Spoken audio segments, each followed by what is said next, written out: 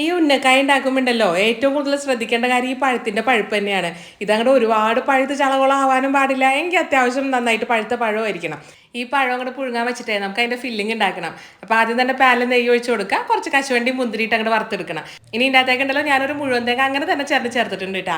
ഈ തേങ്ങൻ്റെ ആ ഒരു വെള്ളമൊക്കെ ഉണ്ടല്ലോ അതൊക്കെ അങ്ങ് ഡ്രൈ ആയി വരുന്ന സമയത്ത് 3 കോഴിമുട്ടയും കൂടെ ചേർത്ത് കൊടുക്കുക. ഇനി നമ്മളുടെ ഈ ഒരു മുട്ടയും തേങ്ങയും കശുവണ്ടിയും മുതിര എല്ലാം കൂടെ നല്ലോണം മിക്സ് ചെയ്ത് കൊടുക്കുക. നമ്മുടെ മധുരത്തിന് ആവശ്യത്തിനുള്ള പഞ്ചസാരയും പിന്നെ ഒരു 1/2 ടീസ്പൂൺ തുടങ്ങി 3/4 ടീസ്പൂൺ വരെ നമുക്ക് ഏലക്കൻ്റെ പൊടി കൂടെ ചേർത്ത് കൊടുക്കാം കേട്ടോ. ഇപ്പൊ നമ്മുടെ മസാലന്റെ കാര്യത്തിൽ തീരുമാനമായിട്ടുണ്ട് കേട്ടോ. ഇനി ഉണ്ടല്ലോ നമ്മുടെ പഴം ഒന്ന് പീച്ചെടുക്കണം. അപ്പൊ അതിന് വേണ്ടിയിട്ട് ഇടിയപ്പമൊക്കെ ഉണ്ടാക്കുന്ന ആ ഒരു അച്ചാട്ടം എടുക്കുന്നത്. പക്ഷേ ഇടിയപ്പത്തിന്റെ ചില്ല അങ്ങോട്ട് മാറ്റിയിട്ടേ അത്യാവശ്യം വലിയ ഗ്യാപ്പുള്ള ആ ഒരു ചില്ലില്ലേ അത് ഇട്ട് കൊടുക്കണം. ഇനി കുറച്ച് നെയ്യും കൂടെ ചേർത്തിട്ടേ നമ്മുടെ പഴം നല്ലോണം കുഴച്ചെടുക്കണം. ഒട്ടും കട്ടിയൊന്നും ഉണ്ടാവരുത്, നല്ല സോഫ്റ്റ് ആയിട്ട് വേണം ഇത് കുഴച്ചെടുക്കാനായിട്ട്. ഇനി ഇതിന്ന് ചെറിയ ചെറിയ ബോൾസ് ആക്കി കൊടുക്കുക. ഓരോ ബോൾസും ഉണ്ടല്ലോ കുറച്ച് എണ്ണ തേച്ചിട്ട് തന്നെ അങ്ങോട്ട് ഗ്യാപ്പ് ആക്കി കൊടുക്കണം കേട്ടോ. അല്ലെങ്കിൽ നമ്മുടെ കൈയുമ്പേക്ക് ഈ പഴം കൂടെ ഒട്ടിപ്പിടിച്ചിരിക്കാനുള്ള കുറച്ച് സാധ്യതയൊക്കെ ഉണ്ട്. ഇനി ഇതിൻ്റെ അകത്തേക്ക് നമ്മുടെ ഫില്ലിംഗ് വെച്ച്